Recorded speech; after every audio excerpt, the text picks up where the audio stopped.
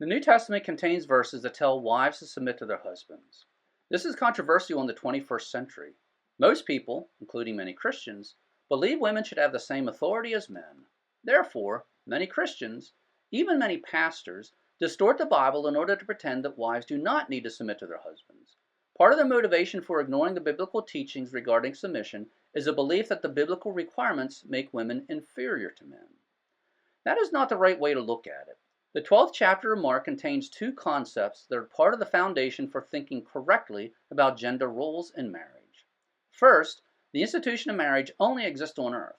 Once we get to heaven, marriage will not exist. Second, wives submitting to their husbands is first and foremost an opportunity to obey God, which makes it an opportunity to love God. In the early years of Jesus' ministry, he spent most of his time in Galilee. The Jewish leaders in Jerusalem heard of Jesus and sent men to confront him on occasion, but as long as Jesus was in Galilee, he was not a direct threat to the leaders based in Jerusalem. However, eventually Jesus went to Jerusalem. He continued to teach and perform miracles. He threw the merchants and money changers out of the temple, accusing them of turning the temple into a robber's den. The religious leaders questioned Jesus' authority to take these actions, but Jesus was skilled at verbal warfare and evaded their question. After Jesus told a parable directed against the leaders began seeking to seize Jesus. Now let's pick up reading at Mark 12, verse 13. Then they sent some of the Pharisees and Herodians to him in order to trap him in a statement. So notice the word trap. The intent of the Pharisees and Herodians was to cut Jesus down. Verse 14. And they came and said to him, Teacher, we know that you are truthful and defer to no one, for you are not partial to any, but teach the way of God in truth. Is it lawful to pay a tax to Caesar or not? Since verse 13 tells us the Pharisees and Herodians were trying to trap Jesus, we know that the flattery in verse 14 was false and deceptive. The trap had to do with taxes. The Jewish people were under the rule of the Roman Empire. There was disagreement within Judaism over how to relate to Rome. Some wanted to get along with Rome. Others wanted to overthrow Rome. Those who wanted to get along with Rome would have believed in paying a tax to Caesar. Those who wanted to overthrow Rome would have thought it a sin against God to pay a tax to pagan Caesar. The Pharisees and Herodians thought if they could force Jesus into answering their question, they would force Jesus to take a side on this controversial topic, meaning at least some of the people would turn against Jesus. Verse 15. Shall we pay or shall we not pay? But Jesus, knowing their hypocrisy, said to them, Why are you testing me? Bring me a denarius to look at. So Jesus knew right away their question was duplicitous. Verse 16. And they brought one, and Jesus said to them, Whose likeness and inscription is this? And they said to him, Caesar's. And Jesus said to them, Render to Caesar the things that are Caesar's, and to God the things that are God's. And they were amazed at him. Notice the word amazed. Jesus outsmarted the Jews. He answered the question in such a way that he did not take sides in the ongoing debate about whether or not to pay taxes. His skill amazed those trying to trap him.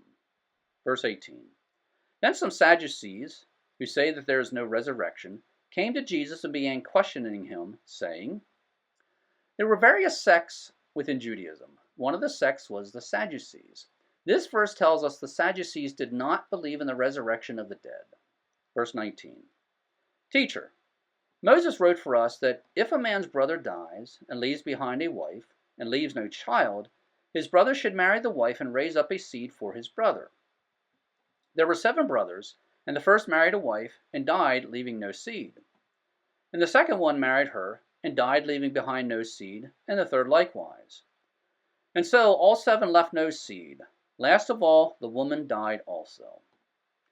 In the resurrection, when they rise again, whose wife will she be?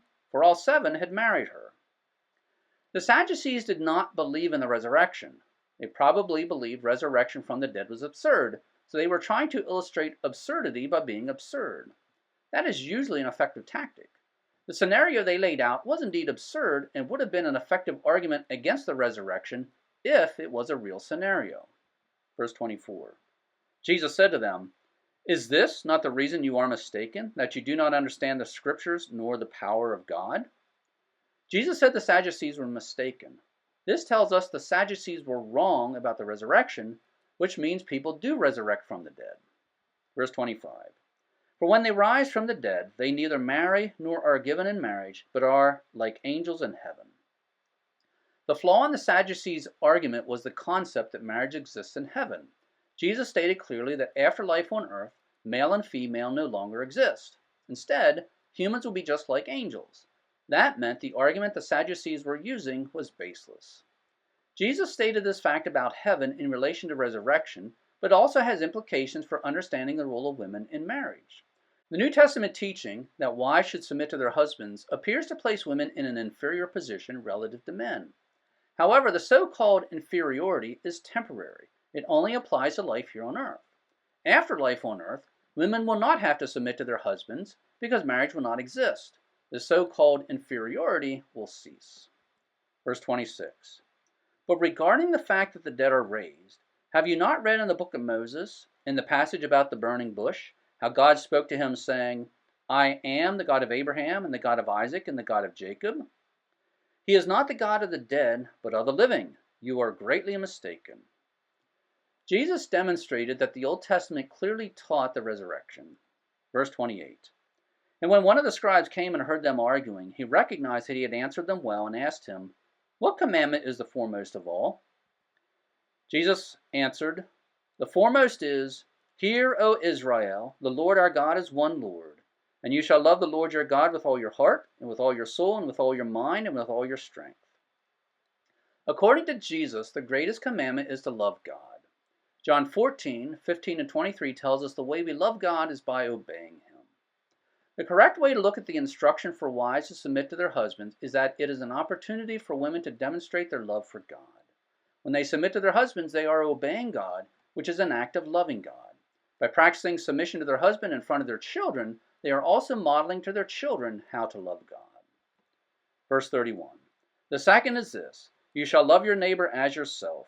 There is no other commandment greater than these. The New Testament verses that tell wives to submit to their husbands are controversial in the 21st century. Many Christians, even many pastors, distort the Bible in order to pretend that wives do not need to submit to their husbands.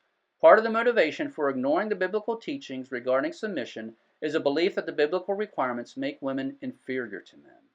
That is not the right way to look at it. Today's passage teaches us that the institution of marriage only exists on earth. Once we get to heaven, marriage will not exist. Therefore, the supposed inferior position of wives relative to their husbands is temporary. Furthermore, wives submitting to their husbands is first and foremost an opportunity to obey God, which makes it an opportunity to love God.